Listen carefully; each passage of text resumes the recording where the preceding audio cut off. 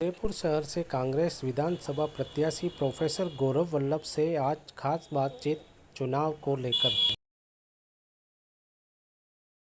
गौरव वल्लभ जी इस चुनावी समर में उतरे हैं। मेरा सीधा सवाल कि आपने एक टीवी इंटरव्यू में बोला कि मैं टीवी डिबेट भी 6 घंटे की तैयारी के बिना नहीं करता हूं, लेकिन आज आप इस छोटे से समय में इतने बड़े मेवाड़ के इस रण में आप उतरे हैं और इस बीजेपी के उम्मीदवार से आप किस तरह का सीधा मुकाबला मानते हैं? देखिए,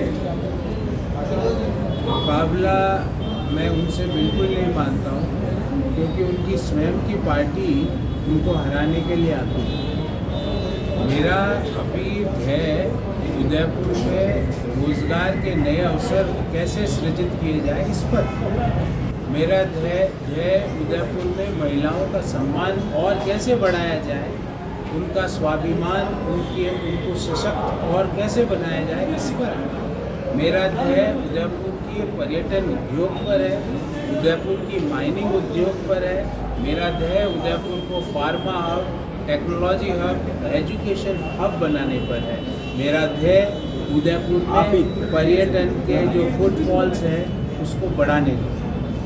आप इतने कम समय में 2,24,927 वोटर, उनमें नारी शक्ति के प्रति आप जो बता रहे हैं, 1,21,853 नारी शक्ति वोटर है।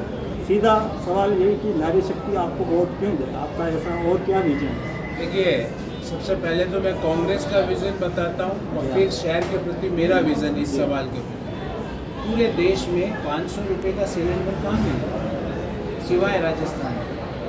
आज जो नई 7 गारंटियाँ दी जा रही है, उसमें पहली गारंटी है हर महिला को, परिवार की हर महिला को 10,000 रुपये देने की गारंटी है।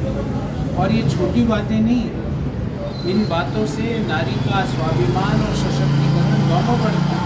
500 रुपये में जब आप सिलेंडर देते हो तो नारी के पास, घर की होम मेकर के पास, हमारे घर की मातृशक्ति के पास पैसा बचता है, जिसको वो अन्य चीज़ों में उपयोग कर सकते हैं।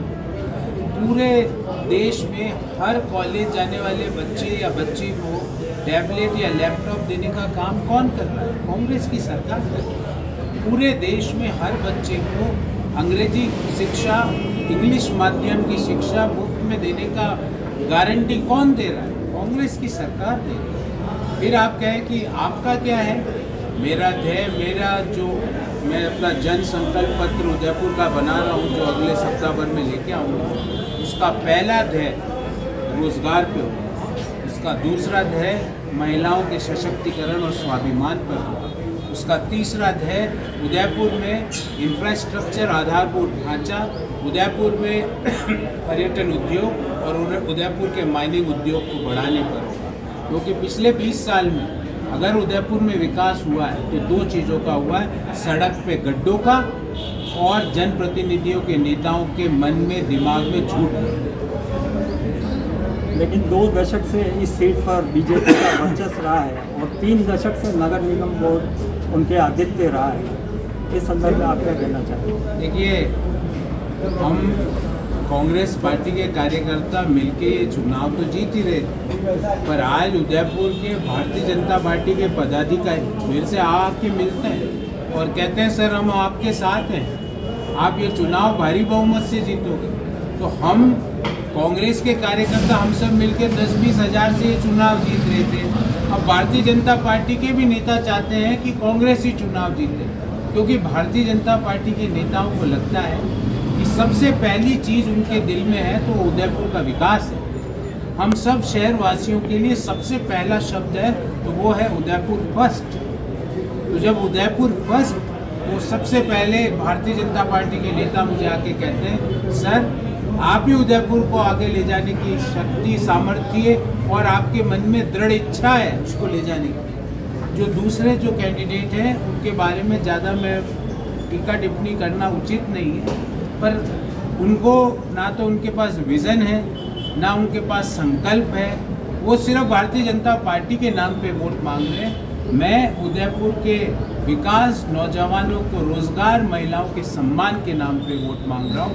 2,44,919 जो आपने डाटा 927 जो आपने डाटा बताया, वो 2,44,927 वोटर्स आज उदयपुर के लिए वोट कर रहे हैं, इसलिए वो प्रोफेसर गौरव वल्लभ के साथ कदम से कदम मिला के चल रहे हैं।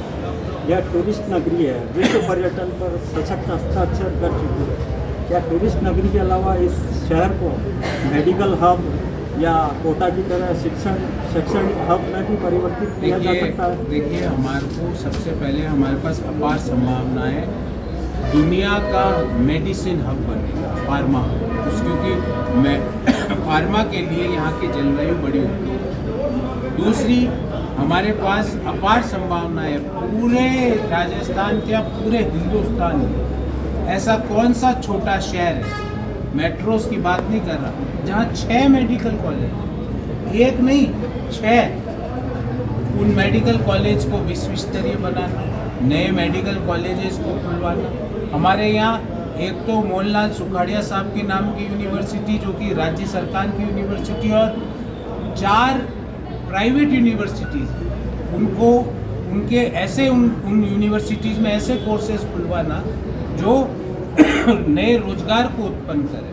ऐसे कोर्सेज जैसे analytics, artificial intelligence, machine learning का कोर्सेज, डाटा साइंस के जो रोजगार उन्मुख कोर्सेज हो, उनको बढ़ाने के लिए हम संकल्पित हैं। यह शहर एक तो ट्रैफिक की व्यवस्था से जूझ रहा है।